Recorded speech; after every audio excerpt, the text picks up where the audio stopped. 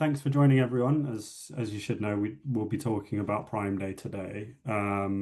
We'll be talking about how Amazon fared, how consumers approached it, and how competitors are reacting to it.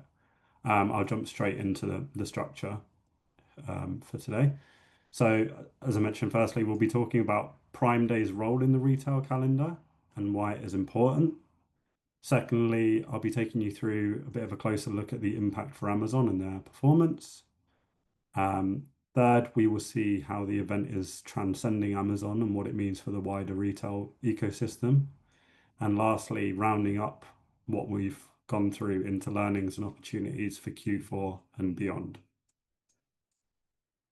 So let's dig right in. Why does Prime Day matter? Well, let's start with the scale of the moment. So here we have the daily visits across some major retail events in 2024, specifically that Amazon operate in here, versus the daily average.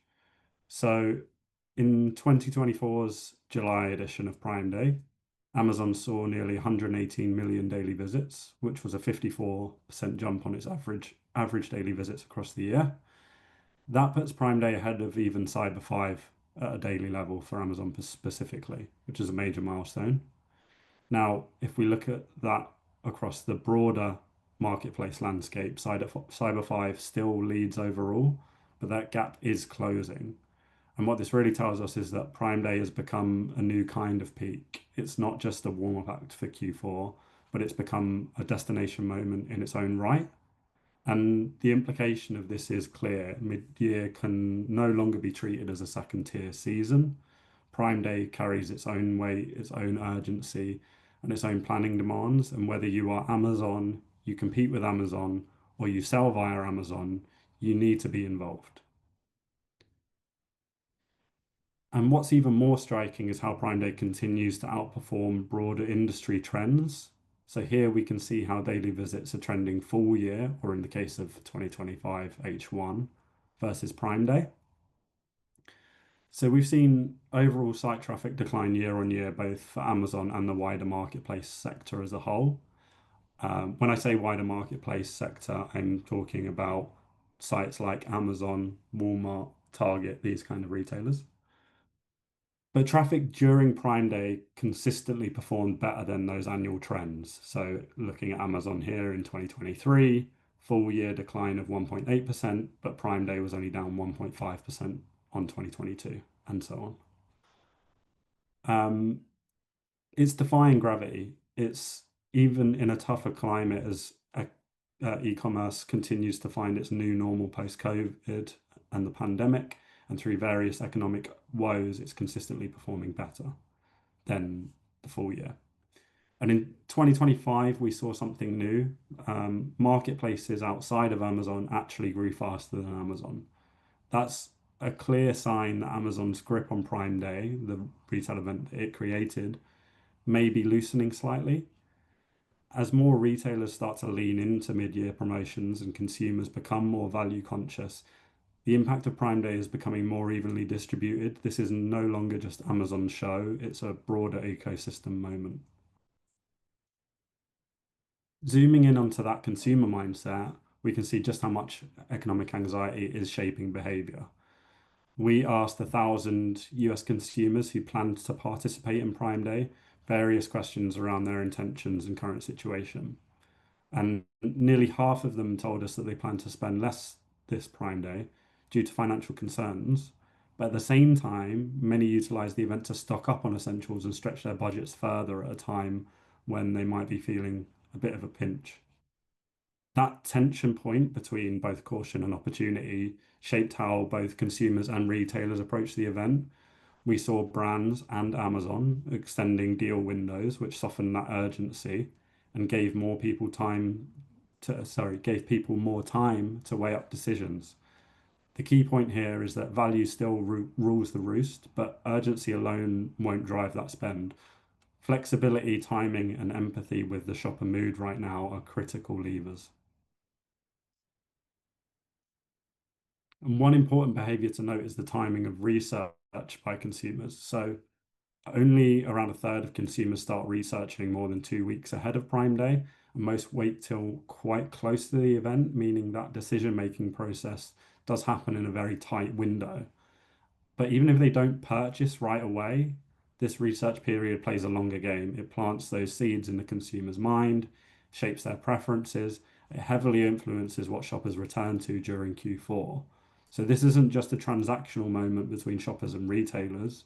It's a window for discovery, and brands that show up with clarity and relevance during Prime Day may see those investments pay off again months down the line. And this is where it comes together. Prime Day very clearly acts as an early barometer for Q4. Here we have two examples of monthly product sales through 2024, and both CosRx and Shashibo, operating in different categories and with these examples being from different markets, saw huge Q4 spikes after gaining traction during Prime Day. These moments, they give brands real-world signals about what resonates, and not in theory, but in live shopper behavior. It's incredibly useful for informing inventory, refining messaging, and planning ahead for the holiday season. And it's also a reminder that mid-year winners aren't always obvious. They don't have to be seasonal. They just have to strike the right chord at the right time. In a cautious economic climate, tuning into that early momentum is one of the best tools that you have at your disposal. So let's take a deeper dive into Amazon's performance this year. First question might be, how does consumer behavior evolve during the event, specifically for Amazon? Well, we can look at a variety of metrics across the 4 days of this year's event to see. As might be expected, Prime Day launches with a bang. Day one tends to lead on revenue, and it did again this year as shoppers act on that urgency and deals drop fast. But what's interesting is how that intent builds over time. Early in the event, purchases are much more impulse driven, but as it continues to unfold, we see more deliberate behavior, people revisiting saved items, comparing alternatives, weighing up value, and that shift is very visible in the data. When we look at the conversion rates, we see that they improve over the event, even as that average selling price falls. So while that urgency fades slightly, the consumer focus sharpens.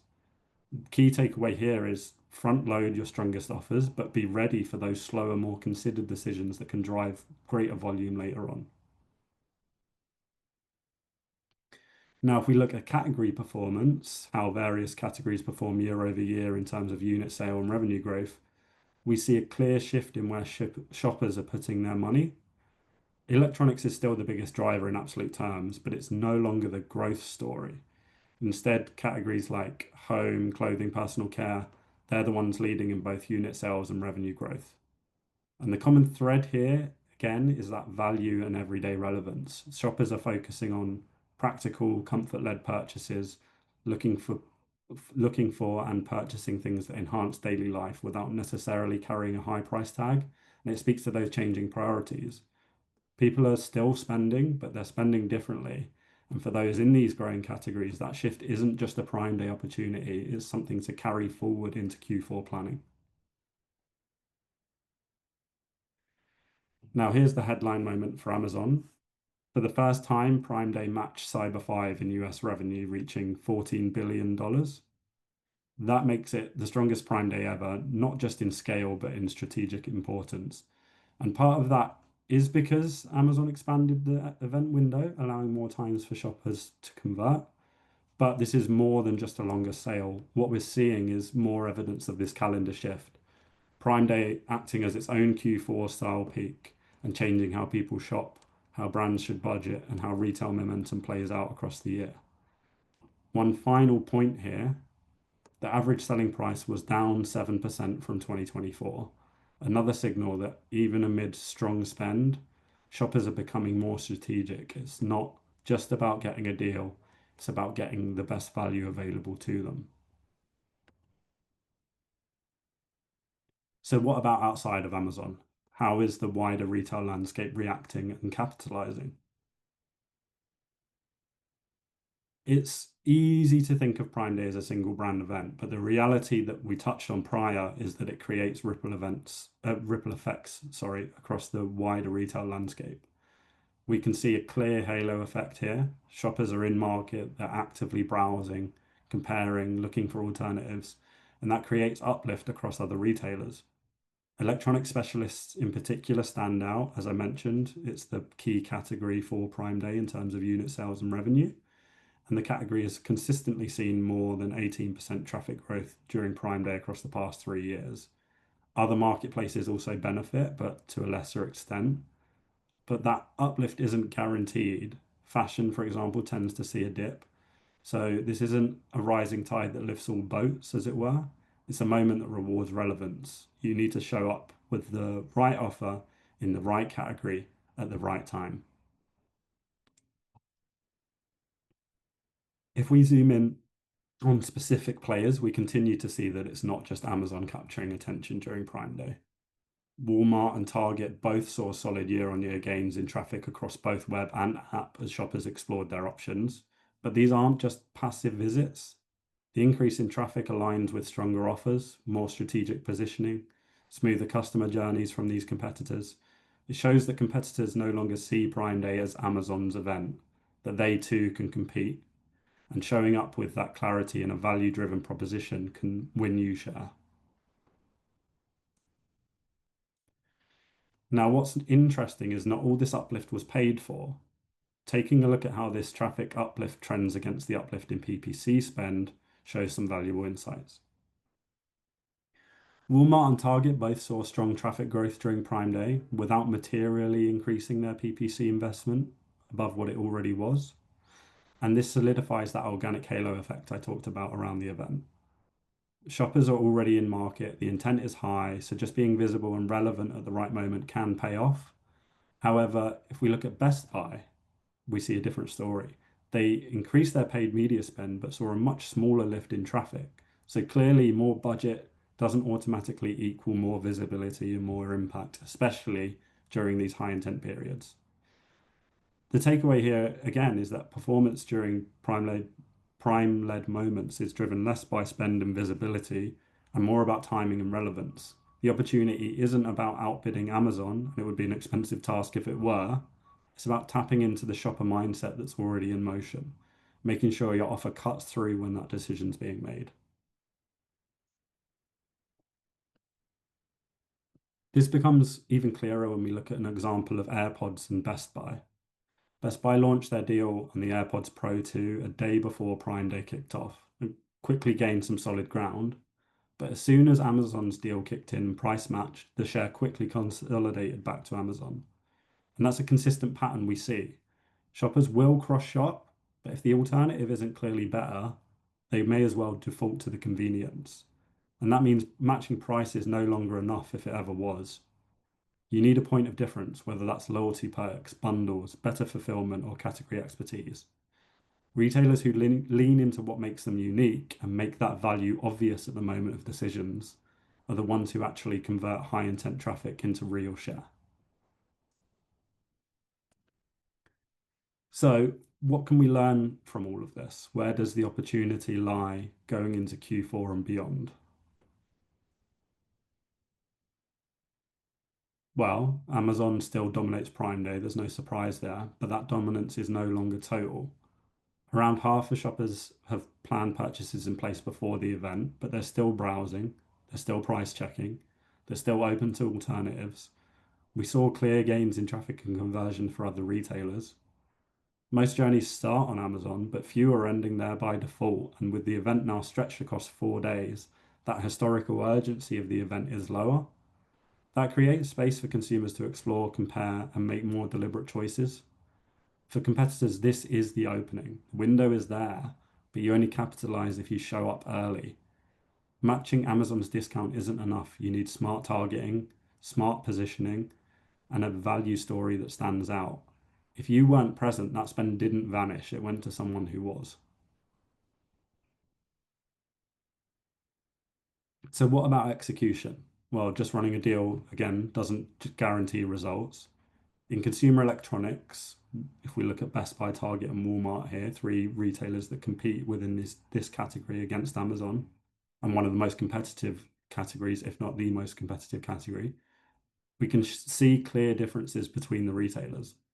Target improved their conversion slightly, but actually lost significant share. Best Buy, on the other hand, saw the same conversion lift and grew its share. It tells us this wasn't about price alone, it was about how and where that price was delivered. Shoppers are definitely willing to consider alternatives to Amazon, especially when they feel they come from trusted specialists. But the offer needs to be sharp, it needs to feel tailored, credible, compelling. Without that clarity, even aggressive discounts just blend into the noise. And at that point, most shoppers default to what's fastest and easiest. Let's shift gears for a moment and touch on something we haven't talked about yet, and that's about how the search landscape is evolving. I've briefly talked about how shoppers are researching and planning their purchases, and a new system for them to do that comes in the form of these AI tools that we're all familiar with or should be. Um, so whether that's ChatGPT, Gemini, Copilot, or others, they're all becoming part of everyday life and they're quickly embedding into the retail journey. During Prime Day, over 60% of consumers told us they plan to use these tools to support their decisions. It's often for price comparisons or product research, but it's increasingly shaping what people see in the first place. It has a big implication for visibility. These tools filter options and surface recommendations based on sometimes highly custom wants and needs and desires that the shopper puts in front of those services. And if you're not showing up in those outputs, you're not in a consideration set at all. So it's not just about traffic anymore, it's about discoverability across these new formats. As we move into Q4, this shift matters more than ever because the decisions people make today, the channels they use to make them, that will highly influence how they shop tomorrow.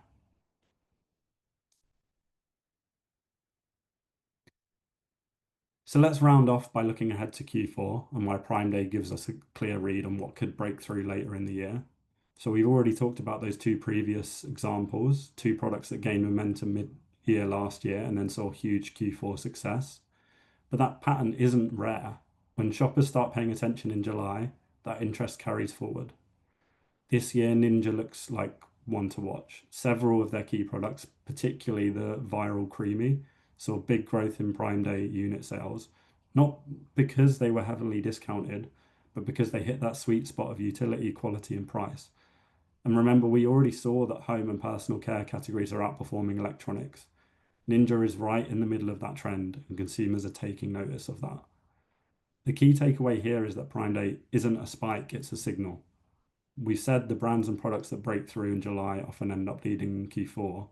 So if you've seen that traction already, the opportunity now is to scale it, invest in visibility, optimize conversion, and lean into what's already working. Um, as a wrap up, there are three things I want to leave you with. Prime Day is not, Prime Day is now a full retail season in its own right. It's not a warm up, it's a peak. It demands peak level strategy. Secondly, Amazon may dominate, but it's no longer defining the full picture. Competitors are making meaningful gains, and those who show up smartly and plan for this event are winning. And finally, what performs in July often repeats in Q4. We've seen that before. We're seeing it again with brands like Ninja. Use what you learned from your own performance this Prime Day to get ahead before peak hits.